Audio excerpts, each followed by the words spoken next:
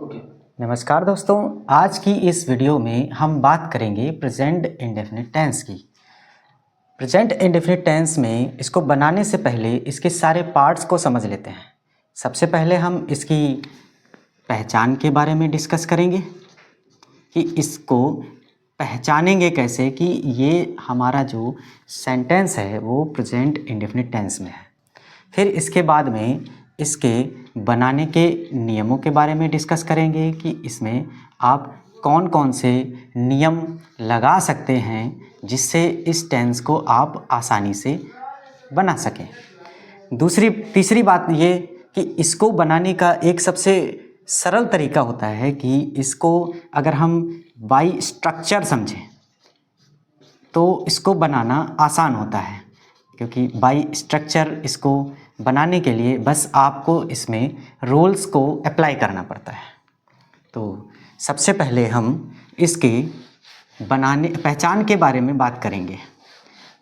पिछली वीडियो में हम आपको इसके बारे में थोड़ा सा बता चुके हैं, लेकिन आज फिर से इसके बारे में हम डिस्कस कर लेते हैं। तो इसकी पहचान होती है कि वाक्य व क्रिया के अंत में, देखिए पीछे भी मैंने एक बार आपको समझाया कि वाक्य और क्रिया हम दोनों इसलिए ले रहे हैं क्योंकि केवल अगर हम सेंटेंस या वाक्य ले लेते हैं तो उसमें कई बार ऐसा होता है कि ता है तो लिखा है, लेकिन उसमें अगर क्रिया नहीं है तो वो हमारा टेंस प्रेजेंट इंडेफिनिट टेंस में नहीं होगा। तो इसीलिए इसमें आपको इतना बस समझना है कि हमारा जो वाक्य है उसमें जो क्रिया है उसके अंत में, यानी वाक्य व क्रिया के अंत में क्या आना चाहिए। वाक्य व क्रिया के अंत में ता है, ती है, ते हैं आदि शब्द आते हैं। इसी बात से आप समझ जाएंगे कि ये हमारा सेंटेंस प्रेजेंट इंडेफिनिट टेंस में है। एक एग्जाम्पल समझ लेते हैं। जैसे कि मैंने एक सेंटेंस ले लिया कि बच्चे स्कूल में पढ़ते हैं। अब देखिए यहाँ पर आपने गौर किया हुआ कि पढ़ना एक क्रिया है और उसके साथ में ते हैं, क्योंकि इसमें पहचान में भी समझाया गया है कि वाक्य के अंत में ता है, ती है, ते हैं, उनमें से कोई एक आना चाहिए। तो इसमें ते है आ रहा है, इसलिए हम इसको प्रेजेंट इंडेफिनिट टेंस में रखेंगे। अब इसके बनाने के नियमों के बारे में बात कर लेते हैं। तो इसका जो बनाने का नियम है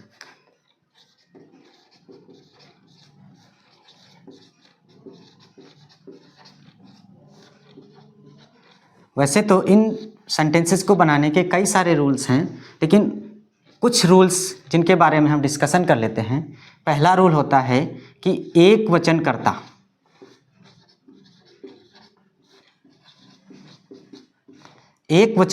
के साथ आपको मेन वर्ब, जो हमारी मेन वर्ब है, एक वचनकर्ता के साथ मेन वर्ब की फर्स्ट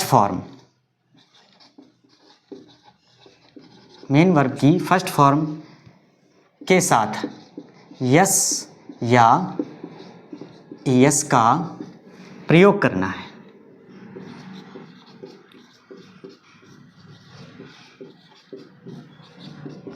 देखिए एक बार और रिपीट कर लेते हैं। एक वचनकर्ता यानी अगर हमारा कोई सिंगुलर सब्जेक्ट है उसके साथ में आपको मेन वर्ब की फर्स्ट फॉर्म के साथ यस या ईएस का प्रयोग करना है।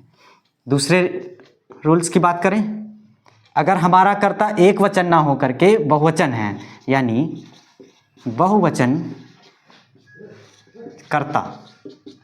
बहुवचनकर्ता के साथ मेन वर्ब, जो भी मेन वर्ब होगी, मेन वर्ब की केवल फर्स्ट फॉर्म का प्रयोग करना है। तीसरा नियम, तीसरा नियम, अगर हमारा सेंटेंस निगेटिव है, अगर निगेटिव सेंटेंस है तो निगेटिव सेंटेंस में हेल्पिंग वर्ब डू या डज का प्रयोग किया जाता है।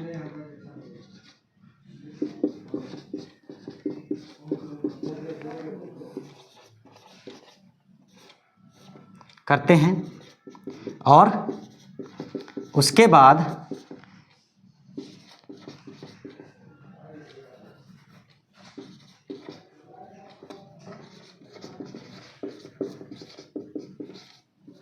नॉट लगाते हैं।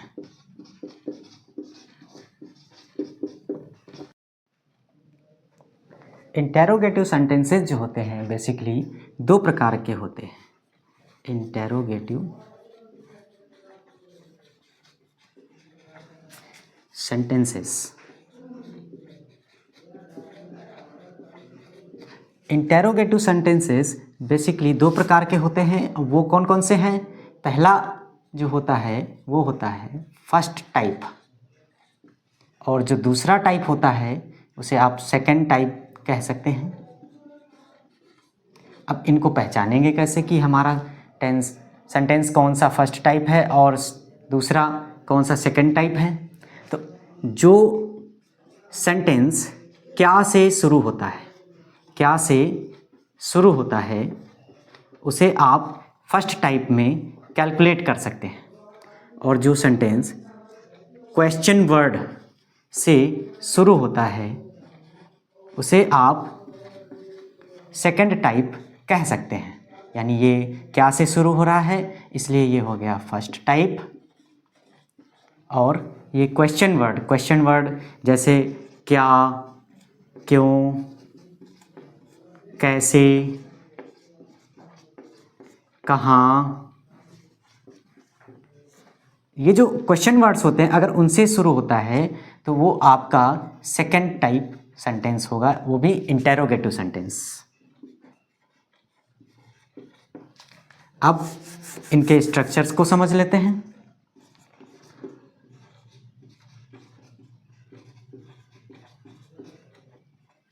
पहला जो रूल होता है उसमें आपको लेना है सब्जेक्ट, इसके बाद में आपको लेना है मेन वर्ब, जो मेन वर्ब है उसकी फर्स्ट फॉर्म, उसके साथ में आपको इस्तेमाल करना है यस या ईएस, फिर ऑब्जेक्ट, फिर एटसेट्रा।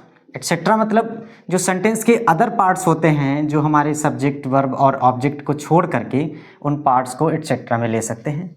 जो दूसरा रूल होता है वो निगेटिव से रिलेटेड है, तो इसमें सब्जेक्ट लाना है।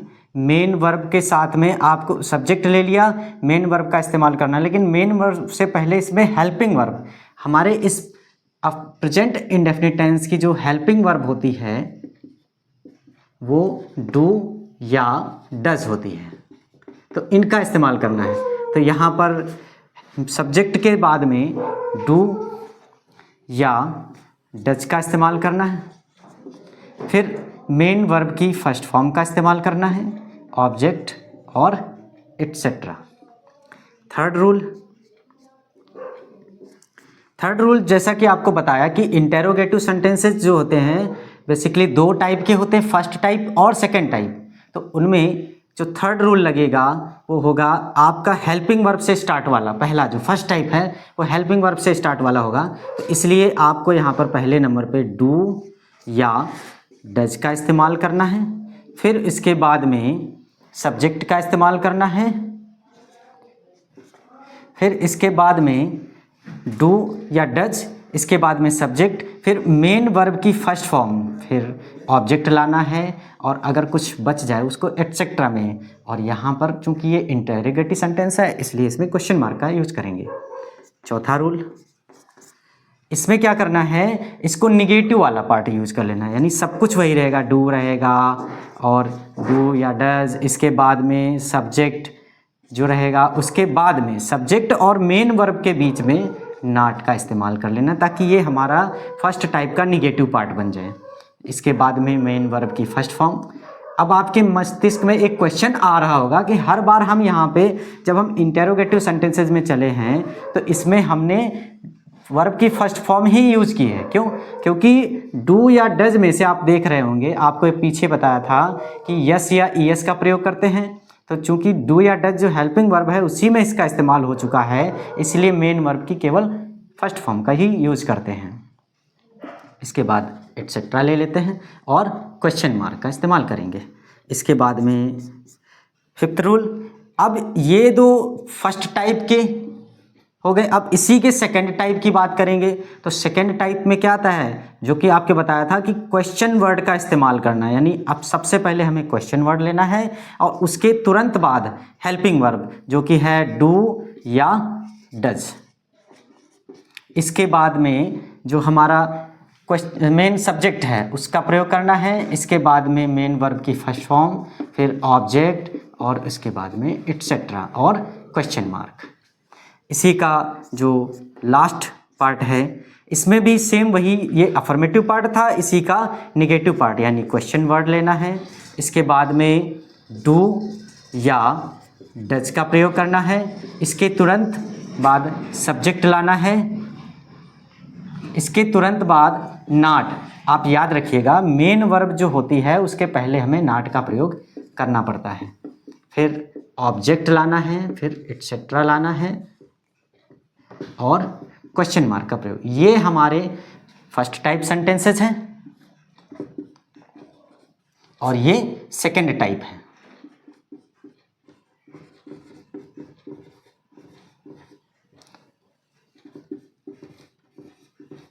ठीक है। अब इसके बाद में हम कुछ एग्जाम्पल्स की प्रैक्टिस कर लेते हैं। तो देखिए, बात करते हैं पहले एग्जाम्पल की। जैसे हमने ले लिया कि वह खाना खाती है, ये हमारा अफर्मेटिव सेंटेंस है। तो इसमें सबसे पहले जैसा कि स्ट्रक्चर में दिया है, सबसे पहले आपको सब्जेक्ट लेना है। सब्जेक्ट चूंकि एक फीमेल सब्जेक्ट है इसलिए यहाँ पर उसकी इंग्लिश लगाएंगे सी। इसके बाद में सब्जेक्ट हो गया, उसके बाद में मेन वर्ब की फर्स्ट फॉर्म यानी कि खाने की इंग्लिश लगानी है ईट। अब उसके साथ आप देख रहे हैं सिंगुलर सब्जेक्ट है इसीलिए उसके साथ में यस का प्रयोग करना है, सी ईट्स यानी वह खाती है। अब ऑब्जेक्ट लाना है the food, she eats the food. दूसरा सेंटेंस जो कि निगेटिव में लेना है, बच्चे स्कूल नहीं जाते हैं, ये निगेटिव पार्ट है और प्लूरल सब्जेक्ट के साथ है। तो सबसे पहले स्ट्रक्चर के अकॉर्डिंग सबसे पहले यहाँ पे हमें सब्जेक्ट लाना है और सब्जेक्ट है हमारा बच्चे यानी द चिल्ड्रेन। इसके बाद में चूंकि ये प्लूरल नंबर है इसलिए सिर्फ इसमें आपको डू का प्रयोग करना है और मेन वर्ब से पहले नॉट का प्रयोग करना है। तो द चिल्ड्रेन डू नॉट, इसके बाद मेन वर्ब क्या है, गो यानी जाना। तो the children do not go.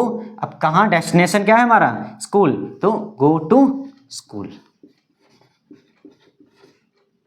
इसके बाद में तीसरा सेंटेंस, एक एक सेंटेंस के माध्यम से हम ये समझ लेंगे कि अगर हम सेंटेंस को स्ट्रक्चर के थ्रू अगर कन्वर्ट करते हैं तो कैसे करेंगे।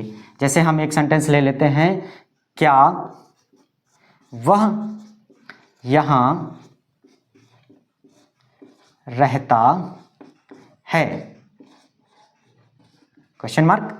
तो इसको बनाने के लिए चूंकि ये टाइप ऑफ फर्स्ट यानी first type of interrogative sentence है इसीलिए इसको हेल्पिंग वर्ब से बनाना है। याद रखिएगा जो इंटरोगेटिव सेंटेंसेस होते हैं वो दो प्रकार के होते हैं, फर्स्ट टाइप और सेकंड टाइप।